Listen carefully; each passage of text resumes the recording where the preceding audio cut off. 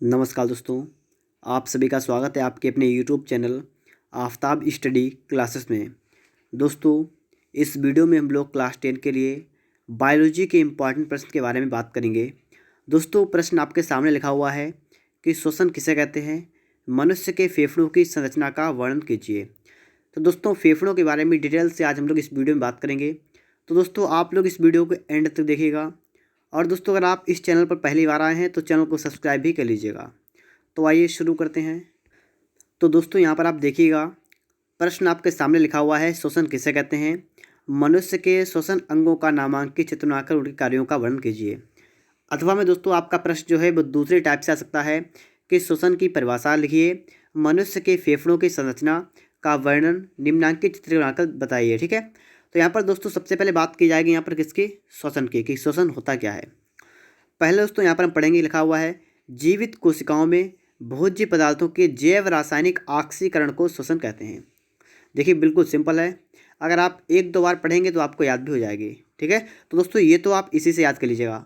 और साथ में दोस्तों आपके लिए जो आपका आगे लिखा हुआ है, इसके फलस्वरूप जो ऊर्जा होती है वो एटीपी के रूप में संचित होती है। और दोस्तों आपके लिए लिखा हुआ है एक समीकरण, आप इतना याद कर लीजिए। ठीक है, अपने आप इतना याद करिएगा। और उसके बाद दोस्तों हम फेफड़े के बारे में बात करेंगे, जो दोस्तों बिल्कुल अच्छी तरीके से यहाँ पर दोस्तों मैं आपको समझा दूंगा। ठीक है, जिससे दोस्तों आप दोबारा कभी भूल नहीं पाएंगे। ठीक है, तो आप लोग फेफड़ों के बारे में सही से यहाँ पर समझ सकते हैं। तो दोस्तों यहाँ पर आप देख सकते हैं, ठीक है, ये जो अब चित्र बना हुआ है ये फेफड़ों का चित्र बना हुआ है। और इससे पहले दोस्तों आपको कुछ इसके बारे में बताया गया है। अब दोस्तों यहाँ पर बात करते हैं। ठीक है, दोस्तों लिखा हुआ है मनुष्य के श्वसन अंग। ठीक है, मतलब क्या है कि मनुष्य के श्वसन करने के लिए कितने अंगों की आवश्यकता होती है, अगर आपके एग्जाम में आता है तो यहाँ पर आप देख सकते हैं, फेफड़े प्रमुख श्वसनांग है। ये वक्ष गुहा में स्थित होते हैं। फेफड़ों तक वायु के आवागमन में नासामार्ग, ग्रसनी, स्वरयंत्र, श्वासनाल एवं इसकी शाखाएं उपशाखाएं सहायक होती हैं। तो यहाँ पर दोस्तों आपको बताया गया है कि जो आप श्वसन की क्रिया करते हैं इसके लिए दोस्तों इतने पार्ट आवश्यक होते हैं। ठीक है, कौन कौन से होते हैं, नासामार्ग, ग्रसनी, स्वरयंत्र, श्वासनाल एवं इसकी शाखाएं उपशाखाएं। अब दोस्तों यहाँ पर आप बात करेंगे, सबसे पहले स्टार्टिंग में आपका लिखा हुआ है नासामार्ग होता क्या है। दोस्तों पहले पढ़ेंगे हम, फिर आपको समझाएंगे भी। ठीक है, लिखा है, यह टर्माइनल अस्थियों के कारण घुमावदार होता है। इसमें श्लेष्मी कला लोमल होती है। नासा मार्ग से गुजरते हुए वायु का ताप शरीर के ताप के बराबर हो जाता है। वायु नम हो जाती है।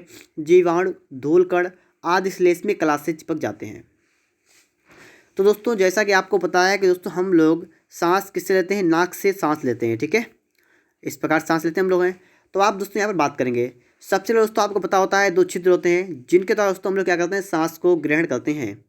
दोस्तों सांस में होता क्या है, सांस लेने पर दोस्तों यहाँ पर आप समझिएगा बात, कि सांस लेते हैं जब हम लोग, तो इसके साथ क्या होता है, सांस के साथ दोस्तों हमारे साथ हमारे अंदर जो है वो वायु के साथ साथ धूल के कण भी पहुँचते हैं। तो दोस्तों धूल के कण को रोकने के लिए दोस्तों क्या होता है, हमारी नाक में छोटे छोटे बाल पाए जाते हैं जिन्हें दोस्तों कहते हैं रोमल। ये दोस्तों क्या करते हैं कि जो भी धूल के कण हैं उनको यहीं पर रोक लेते हैं। ठीक है, और अंदर मतलब जो आपकी सांस है, मतलब जो आप वायु ग्रहण करते हैं वो आपकी सांस अंदर तक जाती है, लेकिन दोस्तों आपके जो धूल के कण वगैरह हैं वो आपके बाहर ही रुक जाते हैं। तो इसलिए इसमें जो रोमल होते हैं, ठीक है, मतलब ये क्या रोमल क्या मतलब बाल होते हैं। ठीक है, और दोस्तों ये घुमावदार क्यों होते हैं, ये घुमावदार इसलिए कहते होते हैं ताकि अगर मान लीजिए बाहर की वायु ठंडी है और हमारे शरीर का ताप कितना होता है 37 डिग्री सेंटीग्रेड, तो उसका ताप 37 हो जाए, इसीलिए दोस्तों ये इस प्रकार से आता है। ठीक, अंदर इस प्रकार घूम के आता है। ठीक है, तो आप समझ सकते हैं। ठीक है, आप सांस लेंगे फिर अंदर जाके इस प्रकार से घूम के जाएगी, और घूम के जाने में होता क्या दोस्तों है कि अगर सांस मतलब जो वायु है वो ठंडी अगर है तो हमारे शरीर के ताप के बराबर हो जाती है। और दोस्तों ये जो आप देख पा रहे होंगे, ठीक है दोस्तों, इस प्रकार से दोस्तों मान लीजिए नाक से सांस ली हमने तो आगे पहुँचे। ठीक है, इसके बाद दोस्तों ये जाती कहाँ है, ठीक है, इसके बाद कौन से नाल में जाती है, तो यहाँ पर दोस्तों आपको बताया गया है कि नासा हमारे ग्रसनी में खुलता है। मतलब आपने सांस ली कहाँ से, नाक से ली, नाक के बाद क्या आता है, नासा मार्ग आता है, और उसके बाद दोस्तों क्या है, ग्रसनी में पहुंच जाती है, मतलब सांस जो है आपके यहाँ पर पहुंच जाएगी। ठीक है, इसके बाद कंठ होता है। तो बताया गया है दोस्तों ग्रसनी जो है वो कंठ द्वार द्वारा श्वास नाल में खुलती है। अब ग्रसनी जो है ये कंठ द्वार लगा है, स्वरयंत्र लगा हुआ है, इसके द्वारा कहाँ खुलती है, श्वास नाल में खुलती है। ठीक है, आप समझ सकते हैं यहाँ पर है। आगे दोस्तों कह रहा है कि कंठ द्वार उपास्थियों से बने स्वरयंत्र के मध्य स्थित छिद्र होता है। कंठ द्वार क्या होता है, उपास्थि का बना होता है। देखिए अस्थियाँ उपास्थियाँ, अस्थि को कहते हैं हड्डी। ठीक है, हस्त कहते क्या कहते हैं, हड्डी कहते हैं। और उपास्थि का मतलब दोस्तों आया कि जो हड्डी जो आपकी लचीली हड्डी होती है, ठीक है, उसे कहते हैं उपास्थि। तो ये उपास्थि के बने होते हैं। ठीक है, और दोस्तों आगे देखेंगे स्वरयंत्र में स्थित स्वर रज्जुओं के कंपन होने से ध्वनि उत्पन्न होती है। तो ये आपको बताया गया है इसके बारे में, ठीक है, जो कंठ होता है इसके बारे में बताया गया है। दोस्तों आप यहाँ पर समझ सकते हैं, सबसे पहले अगर बात की जाएगी कि श्वास मतलब प्रथम श्वसनांग मतलब श्वसनांग मतलब श्वसन अंग कितने हैं, ये एक तो ये होता है। और दोस्तों बात की जाती है कि श्वसनांग में सबसे पहला काम किसका होता है, तो क्या होता है, नासा मार्ग।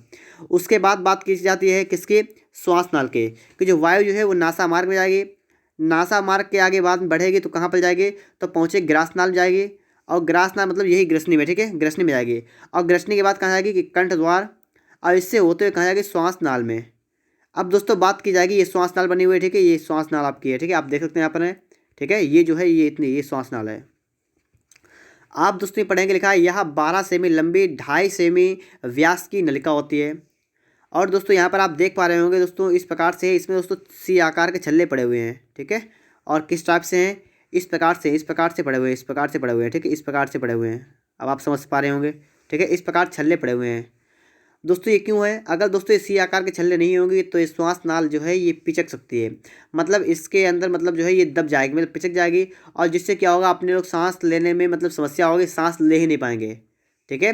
इसीलिए दोस्तों ये इसमें छल्ले पड़े होते हैं ताकि ये सांस ले हमेशा खुली रहे। तो यहाँ पर दोस्तों लिखा हुआ है कि यहाँ वृक्ष कुआं पहुँच दाएँ बाएँ श्वसनिया या ब्रॉन्काई में बढ़ जाती है, मतलब यहाँ पर पहुँचने के बाद क्या होता है, इस साइड में पहुँच जाता है, ठीक है, इस प्रकार से, और इस साइड में, ठीक है, तो दोनों तरफ ही बढ़ जाती है।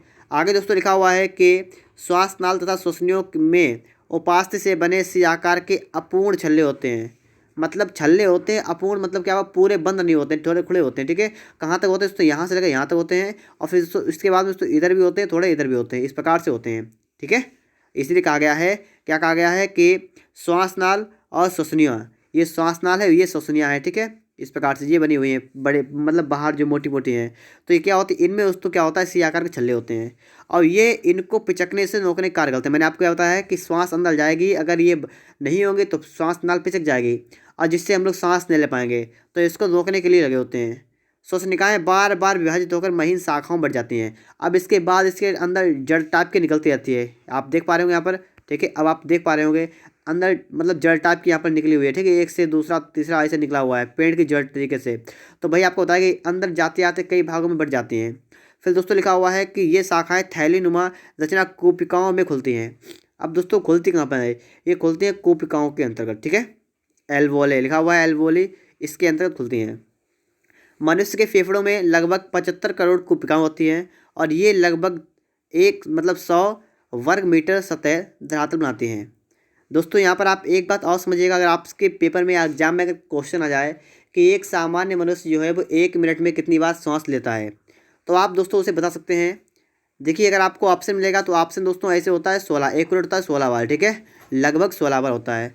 लेकिन दोस्तों अगर आपको ऑप्शन 16 ना मिले तो आपको मिलेगा एक ऑप्शन होता है 12 से 15 बार, ठीक है, तो आप लगा सकते हैं 12 से 15 बार। तो मैंने आपको क्या बताया है, मैंने दोस्तों आपको ये बताया है कि अगर आपके एग्जाम में आए कि एक सामान्य मनुष्य 1 मिनट में कितनी बार सांस लेता है, तो 16 बार। अगर 16 बार ना आए तो आप लिखेंगे 12 से 15 बार लेता है, ठीक है। और रात की अगर बात की जाएगी तो सोने के बाद लेता है लगभग 12 बार, ये भी आप लोग ध्यान रखिएगा, ठीक है, ये इंपॉर्टेंट पॉइंट था आपके लिए। तो दोस्तों मैंने आपको यहाँ पर बता दिया है। आगे दोस्तों आप यहाँ पर देखेंगे फेफड़े, ठीक है, यहाँ पर दोस्तों आपने चित्र देख लिया होगा, आगे यहाँ पर देखिएगा लिखा है दोस्तों, क्या लिखा हुआ है, ये हृदय के पार्श्व में स्थित गुलाबी रंग के कोमल स्पंजी लचीले होते हैं। मतलब क्या होता है, ये लचीले होते हैं, कोमल होते हैं, स्पंजी होते हैं, मतलब स्पंजी मतलब सुगड़ते फैलते हैं, मतलब ठीक इस प्रकार से होते हैं। आगे लिखा है फेफड़े दोहरी झिल्ली से बनी प्लूरल गुहा में स्थित होते हैं। फेफड़े जो है, फेफड़े मतलब चारों ओर से झिल्ली से घिरे होते हैं।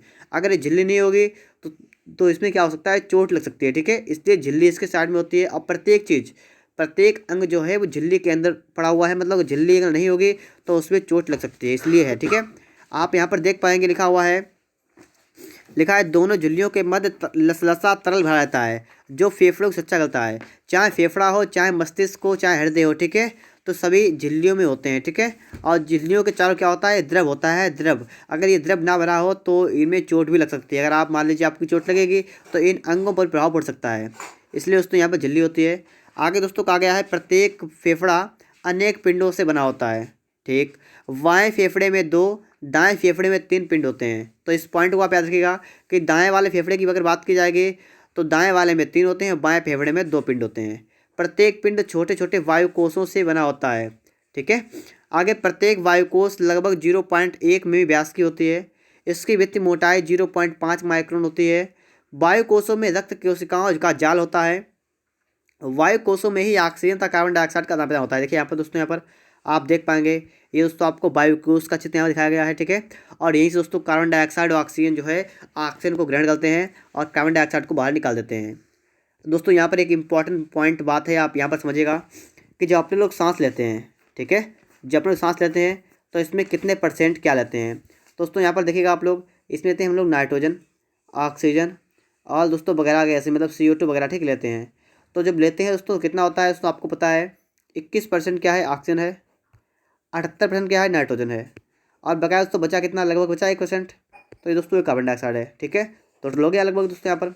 अब दोस्तों यहाँ बात करते हैं दोस्तों कि जब सांस लेते हैं हम लोग तो इतनी वायु हम लोग अंदर ग्रहण करते हैं, पहली चीज़। फिर दोस्तों सांस बाहर निकालते हैं, तो बाहर निकालते समय हम लोग अगर कहा जाए कि नाइट्रोजन कितने निकालते हैं दोस्तों, पूरी निकाल देते हैं। ऑक्सीजन निकालते हैं 17% और कार्बन डाइऑक्साइड 4%।